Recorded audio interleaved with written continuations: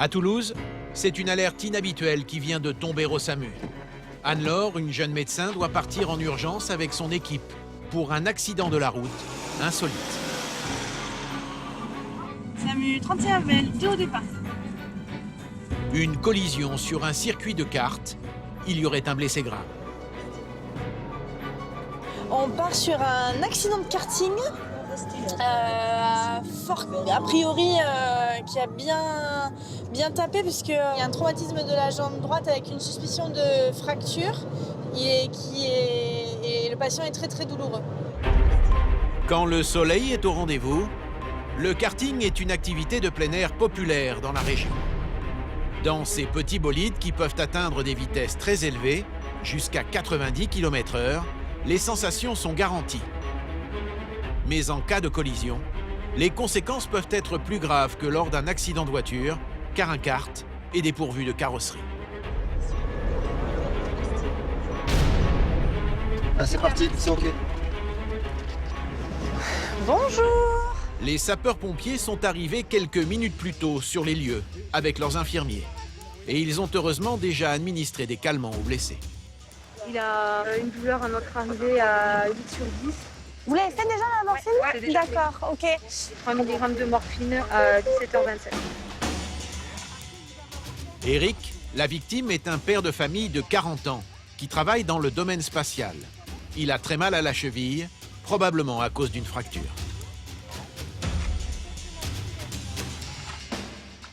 Allongez la jambe, je donne, voilà. Super. Bonjour monsieur, je suis le docteur.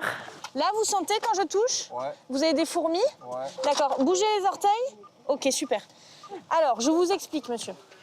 Votre cheville, elle est cassée et elle est sortie de l'articulation. Ah, les deux? Les deux. Sûrement, OK. D'accord, donc ce qu'on va faire, c'est que je vais la remettre dans l'axe. Pour ça, je vais vous endormir. C'est une opération généralement douloureuse. Anne-Laure va devoir l'effectuer le plus vite possible pour éviter que la blessure ne s'aggrave. Il faut remettre l'articulation au bon endroit très rapidement, sinon il y a un risque de séquelles. On n'a pas le temps d'attendre d'être à l'hôpital pour le faire. Eric portait heureusement un casque. Il n'a aucune douleur à la tête, ce qui est bon signe, vu sa vitesse au moment du choc, plus de 60 km/h. Cet employé du circuit a assisté à la scène. C'est la première fois qu'il voit un accident aussi violent. Il y a eu un choc au niveau de la chicane, là. Il y a eu un choc frontal juste ici, là, au niveau des pneus. En fait, la personne devant a fait une mauvaise manœuvre. Lui, il n'a pas pu l'éviter. Il est rentré dedans et il s'est fait rentrer dedans. Pris en sandwich entre les deux cartes, Eric n'a rien pu faire. Il a été projeté vers l'avant. Son thorax a percuté le volant et il a très vite ressenti de fortes douleurs. Le bon endroit. On était quand même 4 ou 5. Je devais être le second. Et sortie de virage, il y a eu un tête à queue de fait. Et en étant trop près, je ne l'ai pas évité. Et donc j'ai eu le deuxième effet qui se coule en me faisant taper par derrière. Donc je pense que le premier impact en lui-même n'a rien eu de dramatique. C'est l'impact derrière qui me projette en avant. Il va maintenant falloir remettre le pied d'Eric d'aplomb. Une manipulation délicate qui nécessite une anesthésie générale de courte durée. Très bien. On va vous pousser un médicament dans les veines qui fait que vous allez vous endormir. Pour qu'il s'endorme dans de bonnes conditions, Anne-Laure va utiliser une nouvelle technique de relaxation proche de l'hypnose. Donc, monsieur, vous m'entendez? Oui. Super. Donc là, vous allez fermer les yeux et vous allez vous concentrer sur un endroit que vous aimez bien, un lieu que vous aimez bien. Qu'est-ce que vous préférez? La mer, c'est bien. La mer. Ok, eh bien on part à la mer alors. Voilà. Vous fermez les yeux et vous pensez à la mer. Aux vacances au bord de l'eau. C'est pas de l'hypnose, mais ça s'apparente à ça pour essayer de faire en sorte que le patient soit dans des conditions où il est relaxé, où il est bien. L'anesthésie commence doucement à faire son effet. Pour être sûr que son patient soit complètement endormi, Anne-Laure a une astuce. Vous allez lever le bras, vous levez le bras, vous gardez le bras en l'air. Et quand vous sentez que vous vous endormez, vous posez le bras et vous vous endormez. Regarde, ça va bientôt arriver. Super. C'est le moment d'agir. On peut y aller.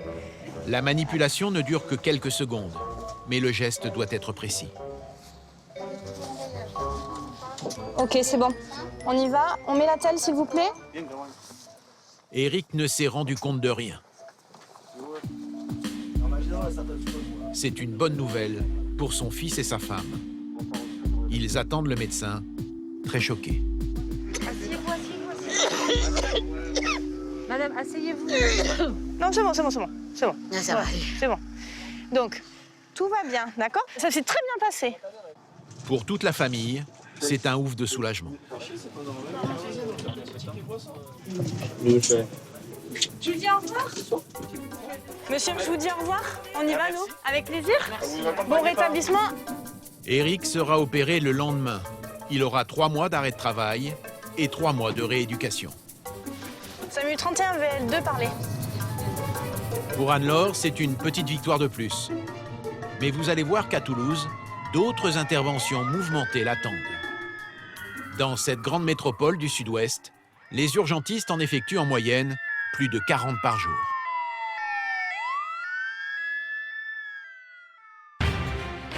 Avec plus d'1 300 000 habitants, Toulouse est la 4e aire urbaine de France. Entre la Méditerranée et les Pyrénées, la Ville Rose, comme on la surnomme, jouit d'une situation géographique idéale où il fait bon vivre. Très dynamique, elle est connue pour son industrie aéronautique et ses nombreuses entreprises. Elle attire chaque année toujours plus d'habitants. Mais pour les urgentistes, Toulouse est aussi synonyme de mission sous haute tension. En partant sur une victime qui aurait reçu des coups de couteau et qui présenterait des plaies au niveau abdominal.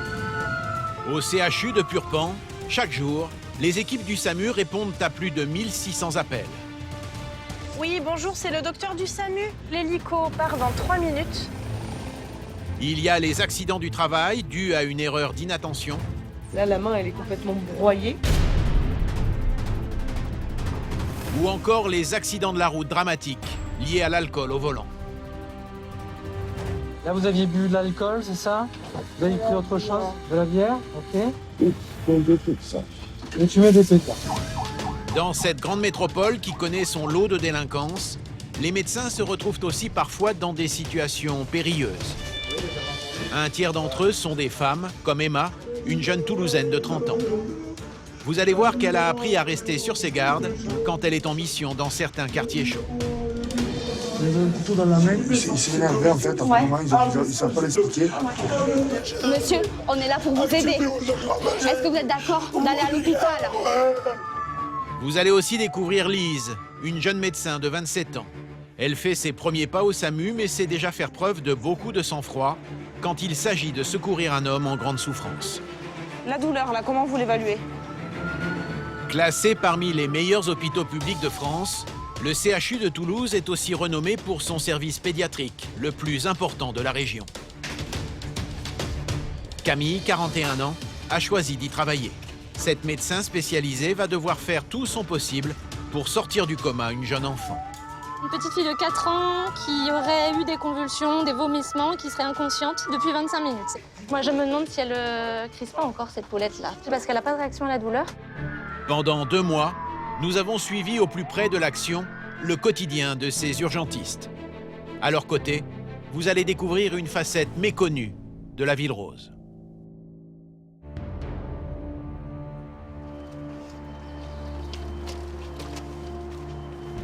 Il est 8 h du matin.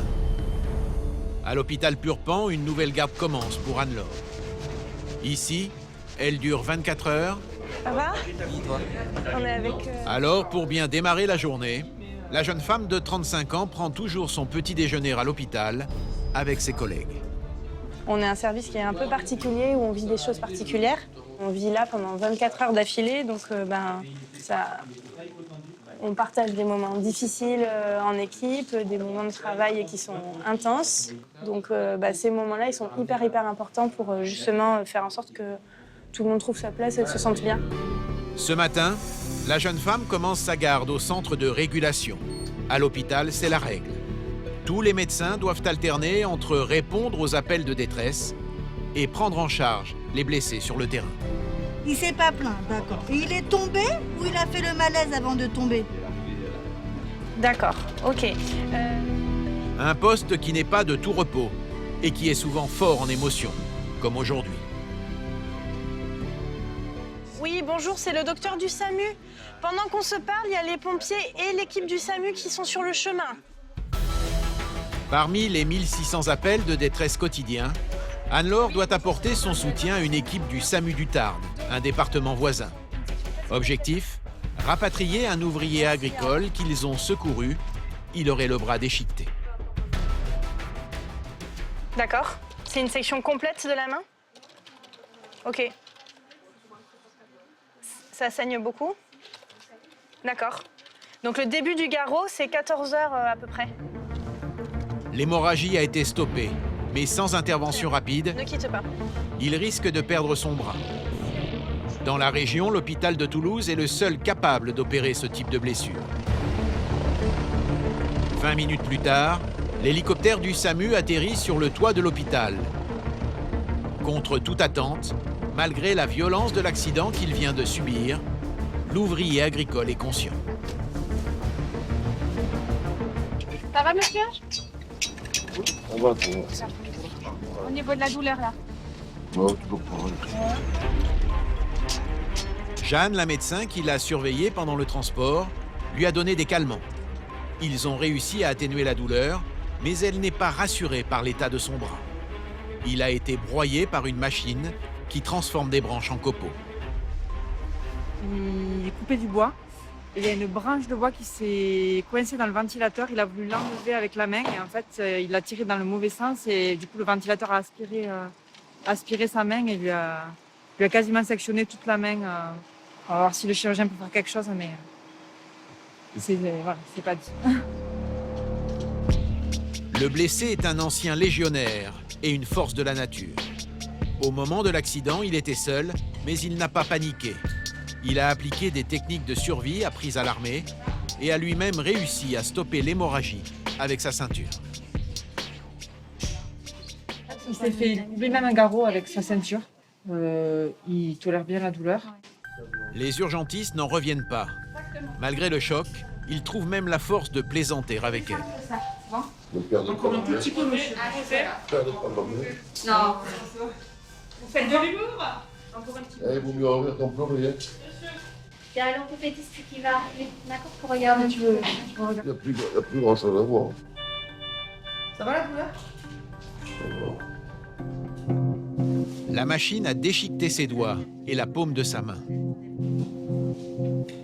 La jeune chirurgienne orthopédiste prend des photos pour l'envoyer à des collègues. Elle veut avoir leur avis pour savoir si la main peut être sauvée, mais elle a peu d'espoir. T'as pas idée. Je vais t'envoyer les photos tout de suite, elle est complètement dépouillée. Tout est dans tous les sens. Là, la main, elle est complètement broyée. Il y a des bosses partout, les tendons dans tous les sens. Je vois pas trop comment on peut réobtenir une continuité. Je pense que c'est une chirurgie impossible et que du coup, ils vont faire l'amputation. Quelques minutes plus tard, le verdict tombe. Il va falloir l'amputer. C'est le moment le plus difficile pour la jeune médecin et son patient. Ok, ça marche. Monsieur, bon, du coup, j'ai appelé mon chef. J'ai envoyé les photos, d'accord? Bon, c'est grave ce que vous avez là, d'accord? Il y a de fortes chances qu'on doit amputer au niveau du poignet. Non, mais il m'a goûté, ça. D'accord? Ok. C'est un drame qui va à jamais changer la vie de l'ancien légionnaire. Mais il reste fort.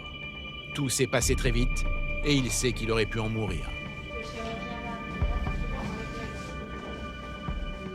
J'ai arrêté mon engin et il y avait du bruit au niveau du ventilo et je suis descendu pour voir ce qu'il y avait. Il y avait une branche coincée dedans. J'ai tiré la branche et le problème c'est qu'avec la rotation du ventilo, ça m'a fait l'effet inverse, ça m'a tiré le bras à l'intérieur et j'ai la main qui a été prise par le ventilo. Ça a mis 3-4 secondes à se couper, hein, pas plus. Hein. Quand j'ai arrêté, c'était trop tard, la main était coupée. Il passera au bloc opératoire quelques heures plus tard et sera amputé au niveau du poignet gauche.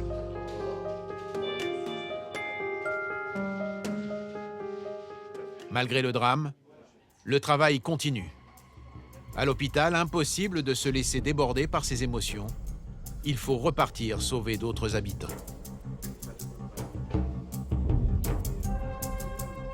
À Toulouse, 6 médecins sont dans les starting blocks 24 heures sur 24. 2 d'entre eux sont spécialisés en pédiatrie. On va à la 11, Jean.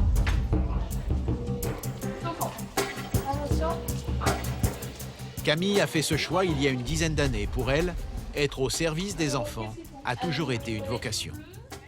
Naïs, viens de sortir. Et à Toulouse, elle ne manque pas de travail. Dans cette grande ville, elle effectue jusqu'à 5 interventions par jour. J'ai le céto, j'ai les drogues, j'ai le téléphone, la feuille d'incitation. Ce matin, elle part pour une nouvelle urgence. Une grave crise de convulsions chez un jeune enfant, probablement une crise épileptique.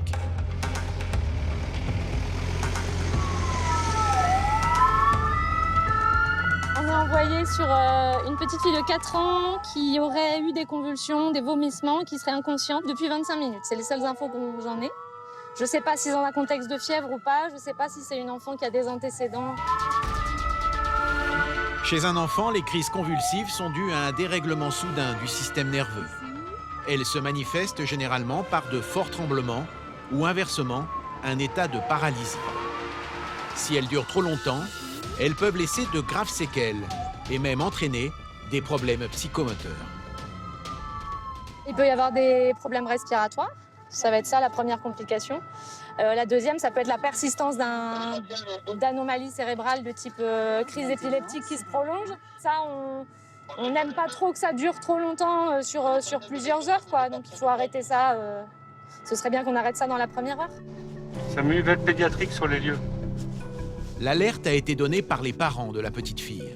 Ils attendent le médecin avec anxiété. Bonjour. Bonjour. Alors, bonjour. Leur petite de 4 ans a perdu connaissance. Ouais. Elle est comme paralysée. Seules ses paupières tremblent. Ce n'est pas la première fois qu'elle fait une crise, mais aujourd'hui, elle est plus forte que d'habitude. Allez, ma puce. Voilà. Tu me regardes? Chérie, Tu me regardes?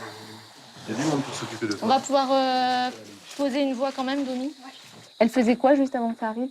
Elle était au parc, elle jouait, mais elle était un peu fatiguée. Elle commençait à venir dans mes bras et à vouloir me dire quelque chose. Ouais, ça ne parlait pas. Ouais, d'accord. Du coup, vous êtes remontée? Ouais, je suis remontée, c'est sur le chemin qu'elle a vomi une première fois, elle s'est fait du dessus aussi. D'accord. Et là, elle était inconsciente quand elle vomissait? Ouais, elle avait les yeux ouverts, mais elle ne savait pas où elle était. Ouais. D'accord. On va reprendre la température. Elle a eu de la fièvre aujourd'hui? Non. Elle est fatiguée, elle était chouinante ce matin. Un peu ronchon, tout ça? Pour toute la famille, c'est l'angoisse. Et Camille n'est pas rassurée non plus. La fillette a les lèvres bleues et elle n'a pas de réaction malgré les stimulations. J'ai pas la douleur. Moi, je me demande si elle crise pas encore, cette poulette-là. C'est parce qu'elle n'a pas de réaction à la douleur? Comme la petite fille n'en est pas à sa première crise, la maman a eu les bons réflexes. Elle lui a donné du Valium, un puissant antiépileptique qui stoppe les convulsions. Coucou, ça y est, tu réagis un peu ou pas? Mais pour le moment, le médicament semble n'avoir aucun effet. À quelle heure est fait le Valium? On sait à peu près? 18 h. Et vous avez jamais eu vraiment de réveil, c'est ça? Non. Bon, faut qu'on lui en refasse un. On va refaire le Valium. Si la crise dure trop longtemps, la jeune fille peut garder de graves séquelles neurologiques. Une situation stressante, mais Camille garde son calme. Elle a déjà eu affaire à des cas de figure similaires et elle connaît par cœur les soins à effectuer. C'est la situation un petit peu entre deux, où en fait on ne sait pas encore si elle est en état post-critique, où on peut être complètement inconscient pendant facilement 1 heure, ou si c'est un état de mal qui persiste. Bon, alors on prépare le dilantin. Dans le doute, une seule solution, lui injecter un autre médicament. Cette fois-ci, par voie intraveineuse, pour qu'il agisse plus rapidement. Non, pas du tout. Allez, voilà. Donc là, ça va lui faire du bien, vous voyez, on va la recolorer. C'est vrai que les lèvres vont être plus roses, là, d'un coup, vous voyez, hein? Tu reviens avec nous, là? Chérie. Tu me regardes? Ah, là, on a des mouvements adaptés. Super. Enfin un signe de vie. tout le monde reprend son souffle. Bon, c'est bon alors. Là, je pense que c'est terminé. Super. C'est bien ma choupette. Ouais, elle se réveille, maintenant, elle fait des gestes. Ouais, elle a frotté son nez, tout ça. Donc ça, c'est plutôt bon signe. Coucou, ça y est, tu réagis un peu ou pas? Dis. La jeune fille est encore dans les vapes, mais elle semble sortie d'affaire. Les pompiers vont pouvoir la conduire aux urgences pédiatriques de l'hôpital Purpan. Il faut qu'on essaye de comprendre quand même pourquoi elle a fait cette crise-là, parce que d'habitude, c'est en contexte de fièvre, là, elle en a pas. Donc, petite méfiance. Donc là, de toute façon, elle va être gardée cette nuit. Hein, on va pas vous laisser repartir comme on fait des fois après les convulsions simples. Donc vous verrez l'équipe de neurologie. D'accord. Ces deux parents sont tout de même soulagés. Bonjour. Ils viennent de vivre un cauchemar et réalisent qu'ils auraient pu perdre leur fille. C'est vrai que c'est un peu éprouvant.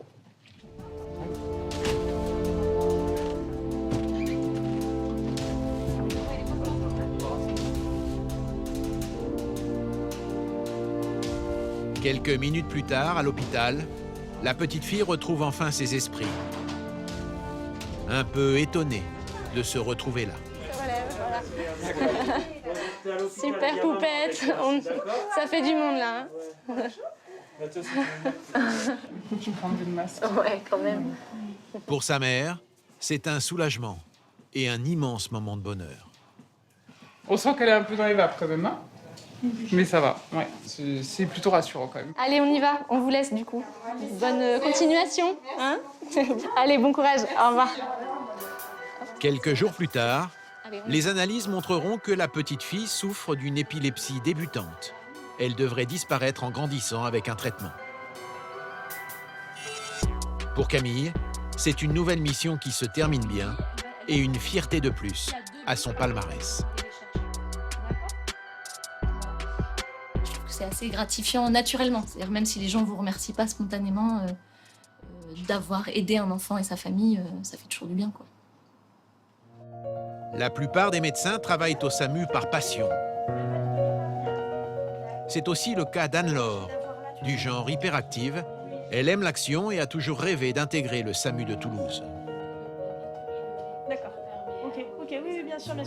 Dans le boulot d'urgentiste, ce que je trouve intéressant, c'est que il change un peu tous les jours. C'est-à-dire que dans la même journée, on peut aussi bien soigner des enfants, des personnes âgées, des problèmes cardiaques, des accidents de la route. Donc ça, c'est très riche, c'est très varié, et ça fait que du coup, je trouve que c'est super parce que c'est moins lassant, quoi. Voilà.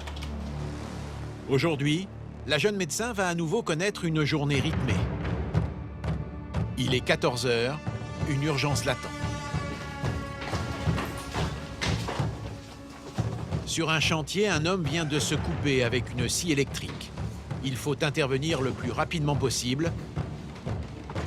Direction la périphérie de Toulouse. SAMU 31, VL3 au départ.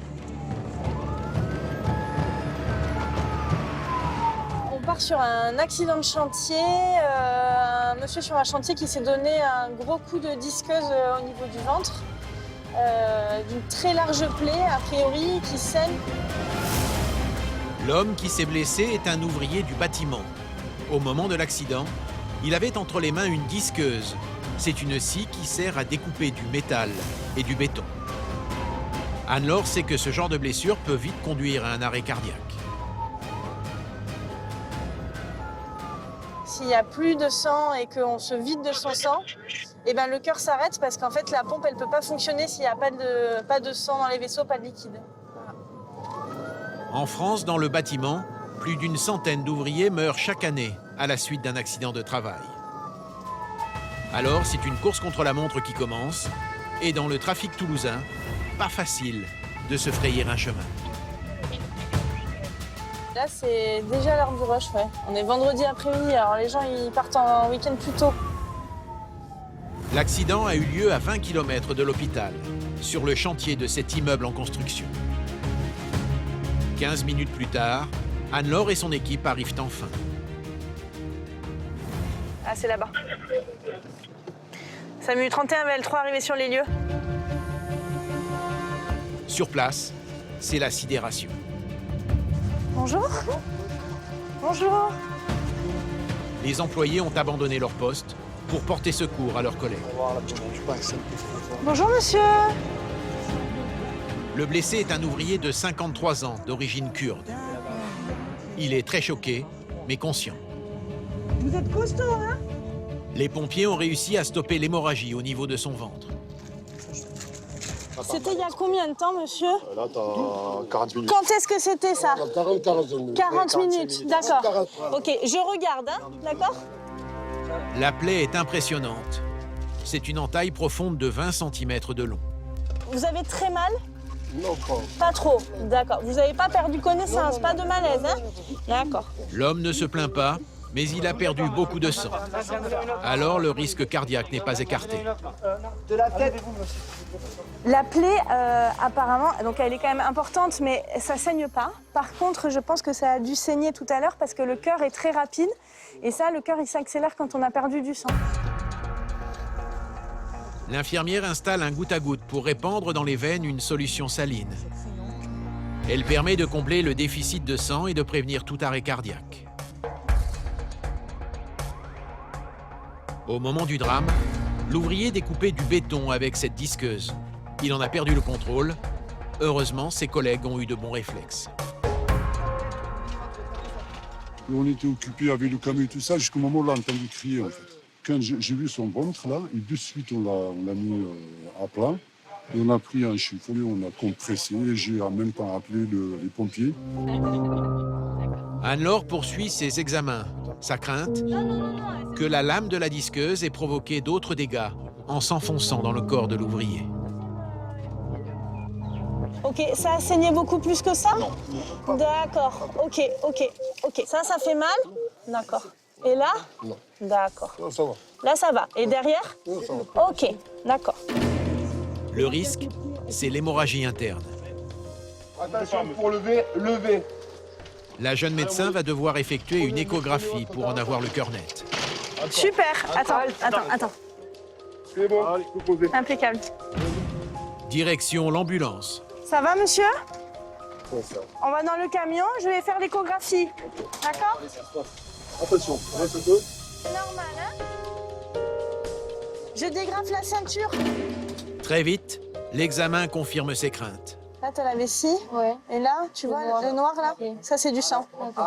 Il y a un petit peu de sang qui a coulé dans le ventre. Ça veut dire que quand même, la plaie, elle est profonde. Hein, c'est pas juste la peau.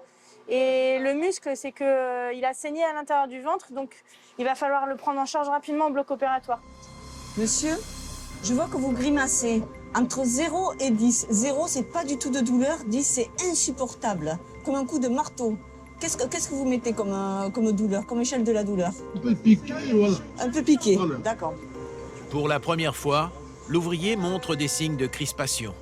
Sans attendre, l'infirmière décide de lui injecter de la morphine. Une plaie par disqueuse, ça fait extrêmement mal.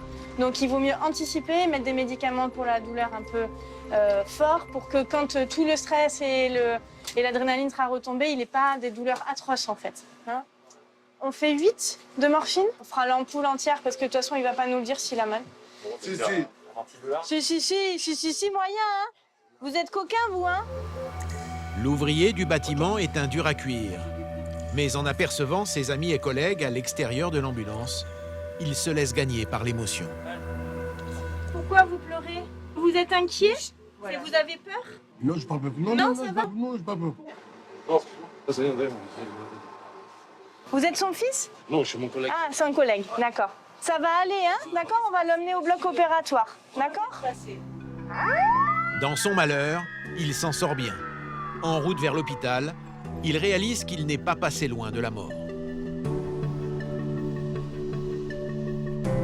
Je coupais béton, disque touché ferraille et sauté. Et quand sauté, et voilà. J'ai pas lâché et voilà, touché un peu. Encore quelques efforts à faire. Il va passer plusieurs heures sur la table d'opération. Au total, 20 points de suture seront nécessaires pour refermer sa plaie. Bon, monsieur, bon rétablissement, hein? Et après, vous allez avoir une cicatrice de pirate. Ah. Ah oui? Non. Comme ça fera guerrier, hein? Allez, au revoir. Cette fois, l'intervention se termine bien. Mais ce n'est pas toujours le cas. Chaque année en France, dans le bâtiment, près de 90 000 ouvriers sont victimes d'un accident.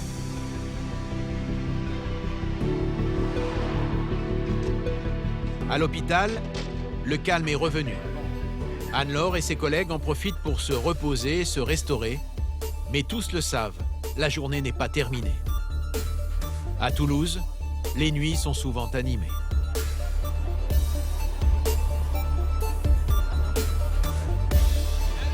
Avec plus de 120 000 étudiants, la capitale de l'Occitanie est une ville jeune. Le week-end, dans le centre-ville, la fête bat généralement son plein jusqu'au petit matin. Mais ces soirées alcoolisées peuvent aussi mal se terminer. Les urgentistes le constatent tous les jours.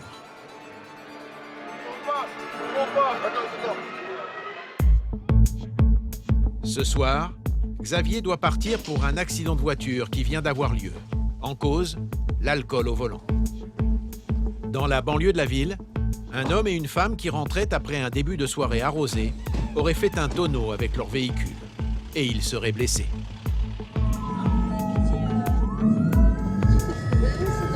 On part sur un accident de la voie publique avec 2 personnes impliquées, une cinétique à 80 km/h à peu près. Ils n'ont pas été injectés, mais a priori, il y en a une qui est encore incarcérée avec un trauma crânien.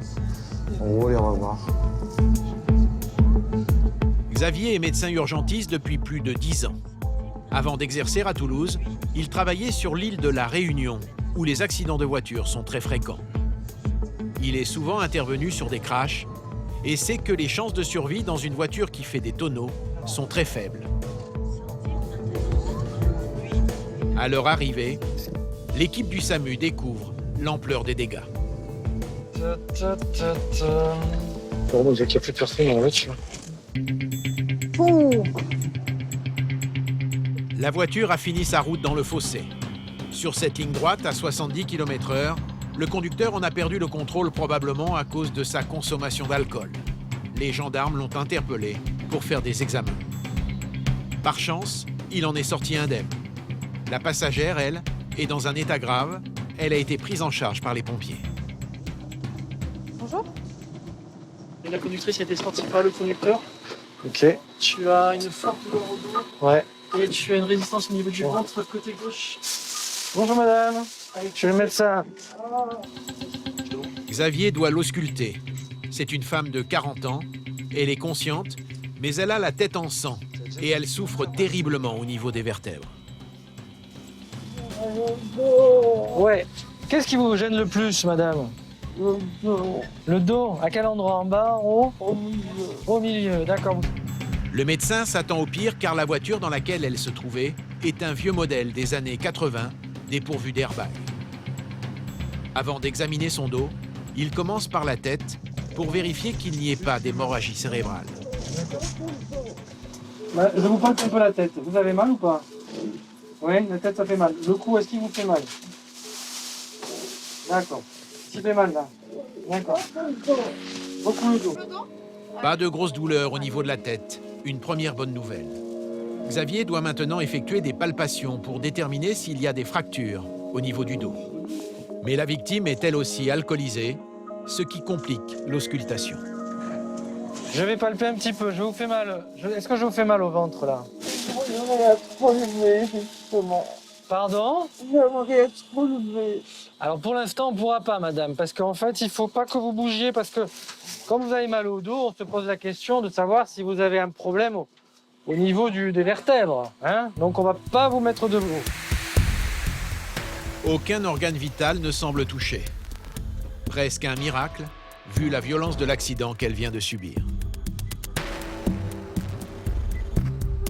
Donc sur le plan des fonctions vitales, donc le neuro, elle a une plaie au niveau du nez et du front, et ça saigne aussi quand on arrive. Xavier effectue son rapport plutôt confiant. On suspecte quand même une fracture de côte, donc qui n'a pas de conséquences, et potentiellement une fracture lombaire, pour laquelle il va falloir faire une imagerie pour vérifier. Dans l'ambulance, la victime continue à se plaindre et à tenir des propos incohérents. Pourtant, l'infirmière lui a injecté beaucoup d'antidouleurs. En la questionnant, Xavier comprend vite qu'elle est résistante aux calmants, car elle souffre de troubles psychiatriques et elle est déjà sous traitement. Ouais. Ok. Vous avez d'autres maladies ou pas? D'accord. Là, vous aviez bu de l'alcool, c'est ça? Vous avez pris autre chose? De la bière? Ok. Et tu mets des pétards. Et tu mets des pétards. Ok, ça marche. En plus d'être polytoxicomane, la femme souffre de troubles psychiatriques et elle prend quotidiennement de puissants psychotropes, ce qui explique sa résistance aux calmants. Xavier va devoir adapter les doses. Si jamais elle a encore mal, on mettra un peu plus fort. Voilà.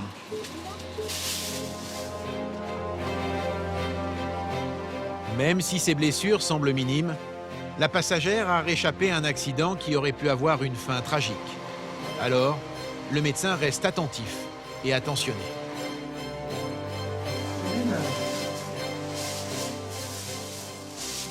Hein? Vous avez peur? Bon, déjà, je vous l'ai dit, hein. Je suis plutôt rassuré. Et puis là, vous allez être confortable, vous allez avoir des gens qui s'occupent de vous, etc. Ok? Essayez de vous détendre au maximum. Le scanner révélera 2 fractures, une aux côtes et une au niveau des vertèbres lombaires, comme le pressentait Xavier. On peut dire qu'elle s'en sort plutôt très bien. Au vu de la cinétique, de l'état de la voiture, voilà quoi. Donc honnêtement, on peut dire qu'elle s'en sort très bien. L'année dernière, 53 personnes ont trouvé la mort sur les routes de la Haute-Garonne. Un chiffre élevé, malgré la crise sanitaire et plusieurs mois de confinement.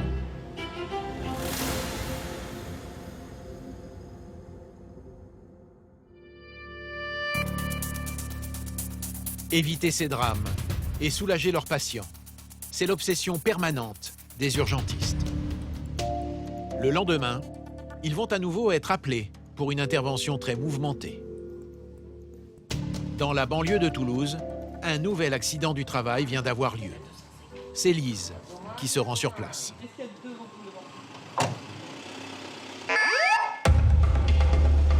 Dans une cimenterie, un ouvrier vient de se blesser très gravement. Il aurait le pied broyé. S'il n'est pas pris rapidement en charge, il peut perdre sa jambe. Il y a le risque hémorragique parce que c'est une fracture ouverte, donc risque de saignement.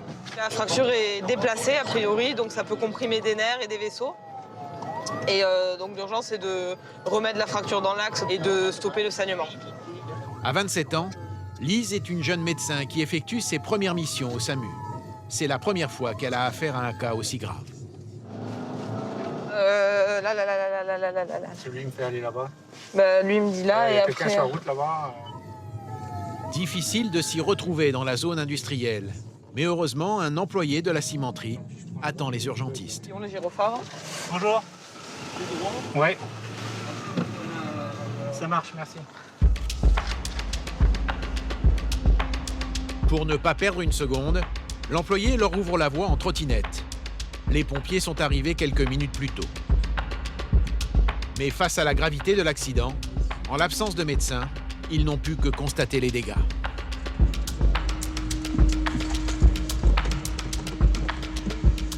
Bonjour. Là, on a une suspicion de fracture ouverte avec le pied arraché et cassé dans la chaussure. Arraché. On n'a pas osé lui couper la chaussure parce qu'il a trop mal. Ouais. Donc on attendait votre arrivée pour au moins le sédater. Ouais, ok. L'ouvrier est allongé sur le sol, au milieu de l'usine. Il est conscient, mais souffre atrocement. Bonjour. Je suis médecin du SAMU. Vous, comment vous avez mal là? Sur une échelle de 0 à 10 là? 10. Ok. Je vous préparer la morphine. On va vous faire des antalgiques. Avant que le toucher, s'il vous plaît, le morphine. Oui, c'est prévu. C'est prévu. L'ouvrier a eu le pied gauche écrasé par cette énorme machine qui sert à fabriquer des plaques de béton. Sa chaussure a résisté, mais son pied n'est plus dans l'axe de la jambe. Pour le soulager, Lise commence par lui donner des antidouleurs. Donc là, les médicaments, ça peut vous faire tourner la tête. Ouais. C'est normal, hein, pas de panique. Je reprends pas bien après. Non, le but, c'est que vous n'ayez pas mal. Si vous avez la tête qui tourne, c'est normal, d'accord? L'infirmière ajoute un masque à oxygène qui diffuse un gaz décontractant pour faire retomber ses angoisses. On va vous faire respirer un gaz qui va vous faire un peu déconnecter. Lise n'a que quelques mois d'expérience en tant qu'urgentiste, mais elle a fait des études pour devenir anesthésiste. Et elle sait parfaitement manier les antidouleurs. On ne sait pas exactement ce qu'il y a, mais il y a du sang et le pied est complètement déformé. Donc on suspecte que c'est un arrachement au moins partiel du pied. Le problème là, immédiat, c'est la douleur. Il faut faire vite pour le soulager au mieux, pour pouvoir réaxer le pied, ce qui soulage déjà la douleur en soi. L'immobiliser et l'amener à l'hôpital pour enlever la chaussure dans des conditions propres. Objectif, sauver son pied. Au moment du drame, il travaillait sur cette immense machine robotisée que ses collègues appellent une table. Son pied s'est retrouvé coincé en dessous. En fait, il y avait quelqu'un qui reculait la table. Et lui, je ne sais pas pourquoi il se tenait là, il n'a pas vu, il n'a pas fait attention et ça l'a pris. Il n'avait pas le temps c'était trop tard. Son pied, il était où? Il a hurlé, il a... Ouais, il a hurlé toutes ses forces. Le choc a été extrêmement violent. Malgré les antidouleurs, l'ouvrier ne semble toujours pas apaisé et Lise remarque qu'il a un autre problème. Comment ça va la douleur là? La douleur, comment ça va, monsieur? Monsieur? Qu'est-ce qui vous arrive? La jeune médecin réalise que son patient est en train de suffoquer. On peut avoir l'oxygène, s'il vous plaît? Respirez calmement, respirez calmement. On est là. C'est une mauvaise réaction au gaz analgésique. Une situation assez classique que Lise connaît heureusement bien. Vous manquez pas du tout d'oxygène, tout va bien. C'est le gaz, hein, ça peut faire ça. Ouais. La douleur, là, comment vous l'évaluez? Ça diminue un petit peu. Les calmants font leur effet. Les urgentistes vont pouvoir l'emmener à l'hôpital. Mais avant, une étape cruciale, placer sa jambe dans une attelle pour pouvoir le transporter. Allez, on va commencer à le bouger. Ouais, on peut. Monsieur, je vais vous redresser le pied. Ouais, tu tiens le tibia? Ouais. Hein? Ah ouais. Ah bah allez. Allez. Regardez, vous me donnez la main. Ah ouais. Moi, ça me va. Pendant que l'infirmier tente de détourner l'attention du blessé, Lise s'occupe de sa jambe. Ça y est, monsieur, ça y est. Très bien. Serrez-moi la main, serrez-moi la main. Voilà. Allez, c'est très bien. C'est très bien ce que vous faites. C'est super ce que vous avez fait, c'est très bien. Moi, je te le descends. Je touche encore le pied, monsieur. Voilà, c'est bon. Allez, dis-moi comment tu le veux. Tu me la places comme tu veux. Allez, on va vous mettre sur le brancard, vous aurez moins froid, parce que là, vous êtes sur le ciment, ça tient froid. Ça va? Ça va mieux? Direction l'hôpital Purpan. Même s'il a un peu moins mal, l'ouvrier souffre toujours, alors Lise ne veut pas perdre de temps. Il faut faire vite, après on n'est pas sur de l'urgence vitale, mais il faut faire vite pour le soulager au mieux. Et on verra quand on enlèvera la chaussure exactement quelles sont les lésions. Pour une première sur un accident du travail, Lise a su trouver les bons gestes, comme n'importe quel urgentiste chevronné. Elle rentre à l'hôpital, rassurée et fière de son travail.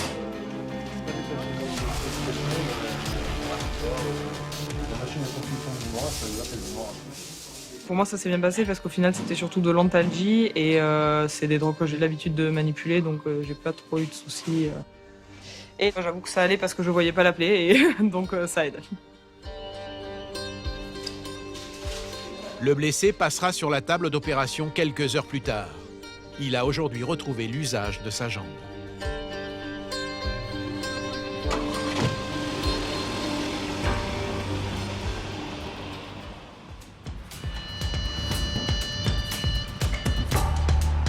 Avec plus de 50 000 faits de délinquance enregistrés en 2019, Toulouse connaît une criminalité importante et les urgentistes interviennent parfois dans des conditions difficiles, au péril même de leur vie. Emma, une jeune médecin de 30 ans, a fini par s'y habituer. Elle n'a que 3 ans d'expérience, mais elle est déjà rodée aux situations dangereuses. Même si ça fait peur, on essaye d'aller vers le patient, vers celui qui souffre. On se dit qu'il va nous accepter, pas comme sur les forces de l'ordre où des fois il y a un certain refus.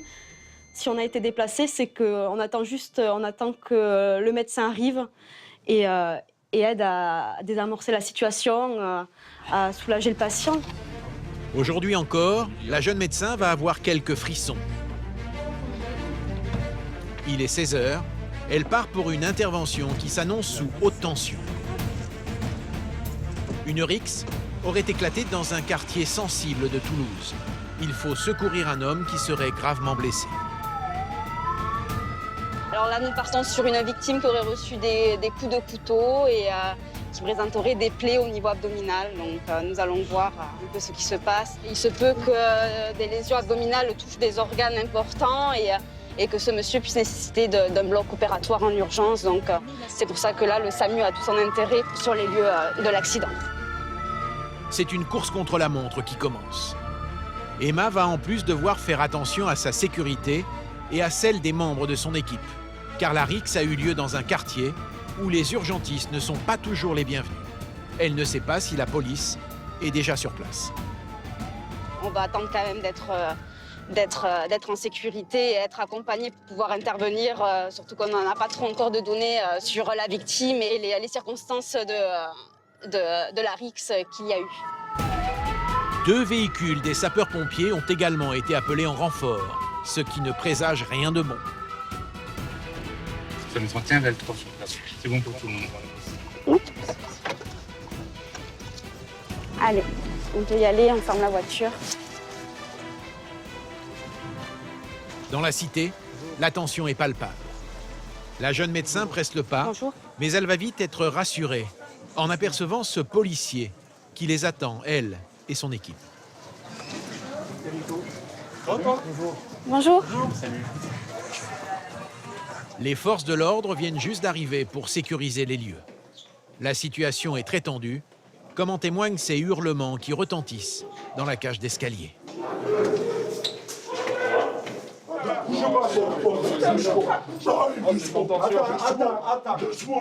Oui, stop. Qu'est-ce qui se passe là? On attend des cris, donc on va attendre que ce soit sécurisé.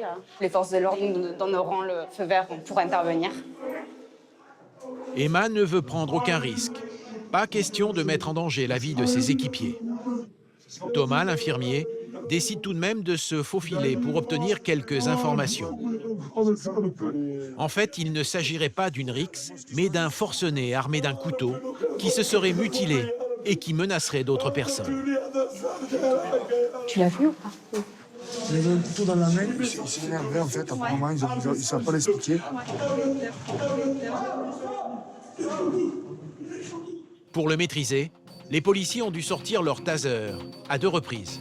L'homme est maintenant menotté au sol.